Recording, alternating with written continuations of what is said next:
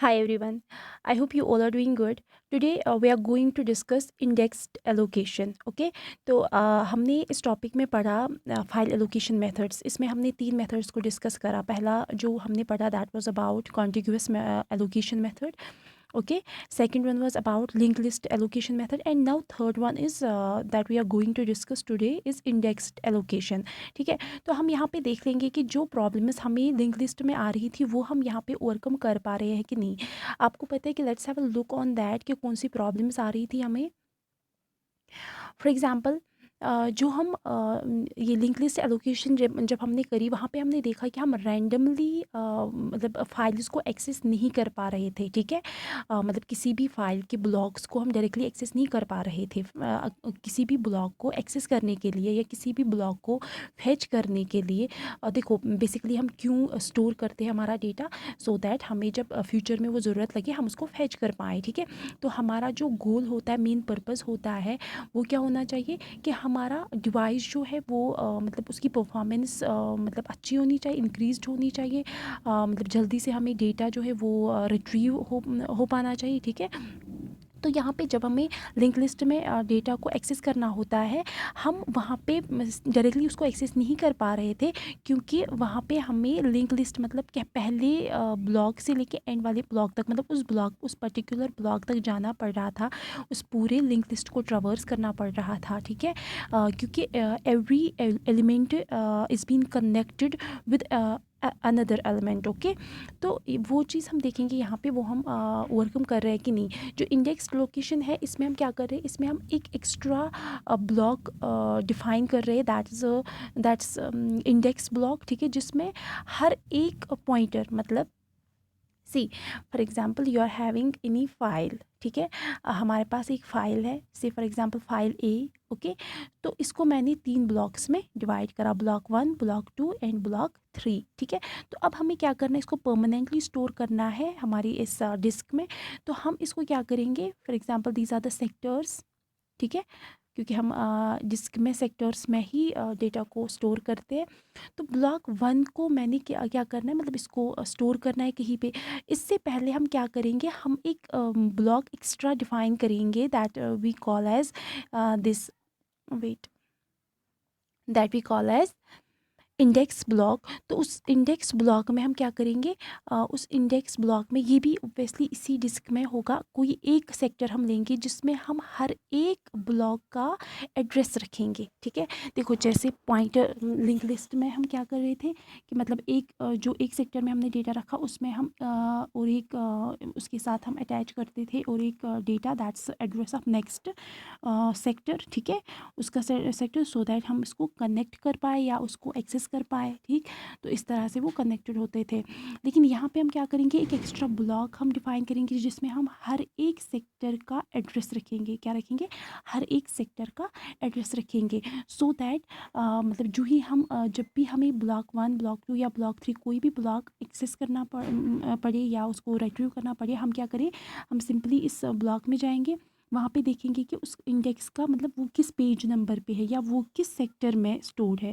तो वो सिंपली हमें बोलेगा वो यहाँ पे स्टोर है, फॉर एग्जांपल ब्लॉक 5 में या ब्लॉक 6 में. ठीक है, तो हम वहाँ पे जा सकते हैं. देखो it is same as the index of your books, मतलब जो आपकी बुक्स होती है उसके कुछ पेजेस हम रिज़र्व करके रखते हैं. ठीक है, तो उस इंडेक्सिंग में क्या होता है, मतलब एट द जो आपके एंड पे, आपकी बुक के एंड पे कुछ पेजेस होते हैं जहाँ पे इंडेक्स मतलब पूरी बुक का इंडेक्स लिख के होता है, मतलब हर एक टॉपिक कौन से पेज नंबर पे प्रेजेंट है. ठीक है, अगर आपको जल्दी से कोई पर्टिकुलर टॉपिक ढूंढना होता है, ठीक है, आप क्या करते हो, you will always prefer to go to the index page, so that वहाँ से आप देखो कि वो जो मतलब पर्टिकुलर टॉपिक है वो किस पेज नंबर पे है. ठीक है, तो वो वहाँ पे आपको पेज नंबर जो है उस मतलब पर्टिकुलर फाइल का या उस पर्टिकुलर टॉपिक का पेज नंबर देता है, प्रोवाइड करता है, और आप डायरेक्टली उस तक जाते हो, तो आप उसे डायरेक्टली एक्सेस कर पाते हो. That's why we can say कि ये यहाँ पे वो प्रॉब्लम ओवरकम कर रहा है जो हमें लिंक लिस्ट में आ रही थी. ठीक है, so simply here you can see each file has its own index block. For example अगर हर एक फाइल को अपना अपना इंडेक्स होता है और वो कहाँ पे हम मतलब सेव करके रखते हैं इंडेक्स ब्लॉक में. ठीक है, now you can see it here in this image. यहाँ पे आप देख सकते हो कि ये आपका से for example this is your disk way you want to store your files, ठीक है। तो ये एक फ़ाइल है जिसका नाम है जीप, और इसने क्या करा है, जीप के जितने भी ब्लॉक्स है, ठीक है, जितने भी ब्लॉक्स है, से फॉर एग्जांपल इसके कितने ब्लॉक्स है यहाँ पे 1 2 3 4 5 ब्लॉक्स है इस जीप फाइल के, ठीक है। तो क्या हुआ है, इसने इन पांचों ब्लॉक्स के जो एड्रेसेस है या ये कौन कौन से पेज नंबर पे है, वो डेटा कहाँ पे स्टोर रखा है, इंडेक्स ब्लॉक में, जो कि 19 सेक्टर में है। ये है ना 19 सेक्टर। तो यहाँ पे हर एक ब्लॉक का एड्रेस इसने रखा है, मतलब नंबर इसने रखा है जहाँ पे ये पर्टिकुलर पेज पे स्टोर है। तो ये हम क्या करेंगे, अगर आप इस फाइल की किसी भी ब्लॉक को एक्सेस करना चाहते हो, ये फाइल पढ़ना चाहते हो, रिट्रीव करना चाहते हो, यूज़ करना चाहते हो, you will directly go to this very block, you will directly go to this very sector where you can find the addresses of these blocks, ठीक है। तो ये आपको बोलेगा कि आपका जो ब्लॉक ए है वो किस पेज नंबर पे है, फॉर एग्जांपल पेज नंबर 1 पे है, या फाइल ब्लॉक 2 जो है that is present in page number 10, है ना। ऐसे ही आपको ये बोलेगा।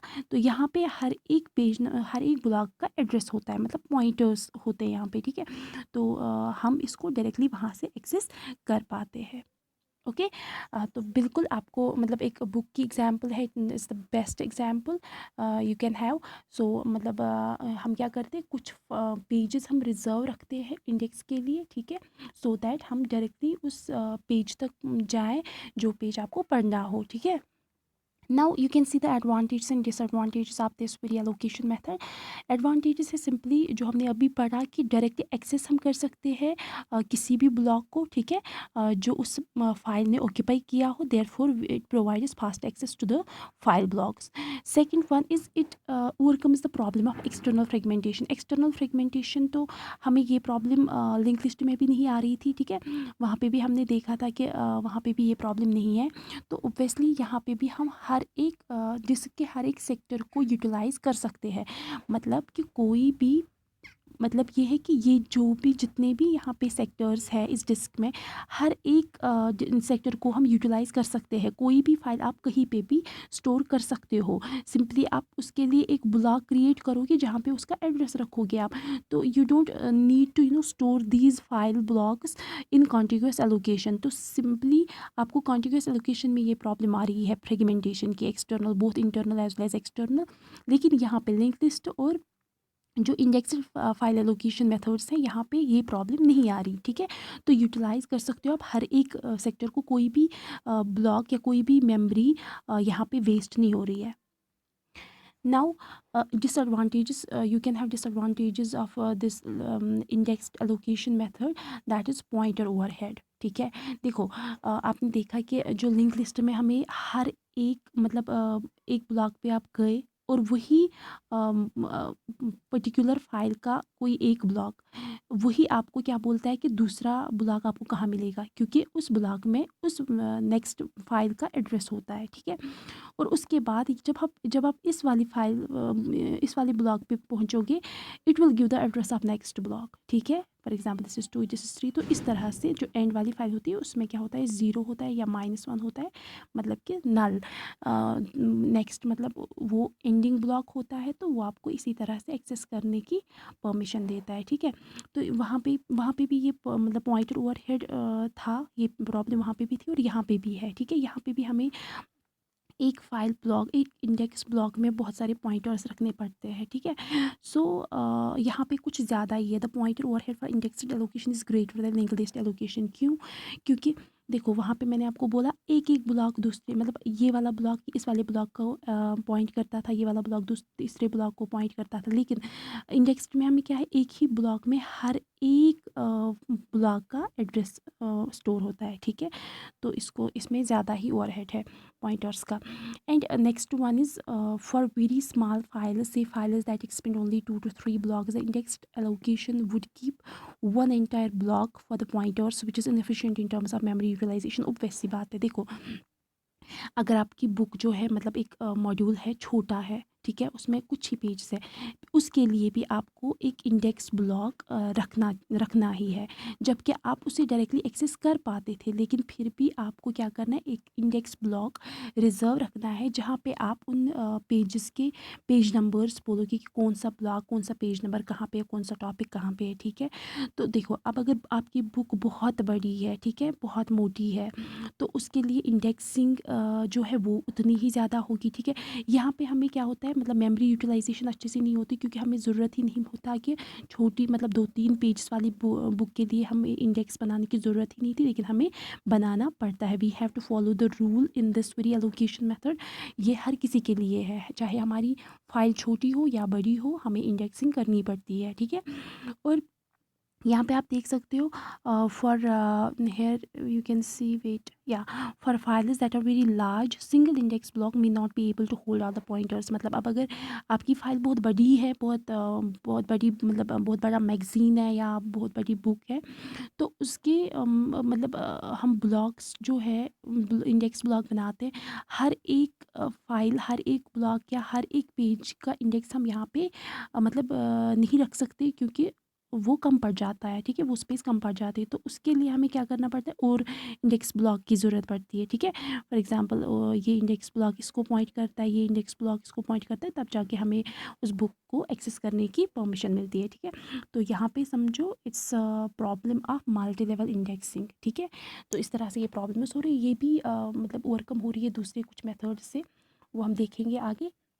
अकॉर्डिंग टू योर सिलेबस चलेंगे हम, अगर नहीं था फिर भी मैं देखूंगी, मैं आपको ये बोलूँगी किस तरह से हम इसको ओवरकम कर रहे हैं। ठीक है, सो आई होप कि आपका जो ये फाइल एलोकेशन मेथड्स वाला टॉपिक था, ये आपको सारा क्लियर हुआ होगा, जहाँ पे हमने कॉन्टिग्यूअस एलोकेशन, इन लिंक लिस्ट एलोकेशन और इंडेक्स्ड एलोकेशन को डिस्कस करा। ठीक है, सो आई होप कि ये सारा क्लियर हुआ होगा। बाकी अगर नहीं हुआ तो you can comment me in the comment box. Okay, thank you.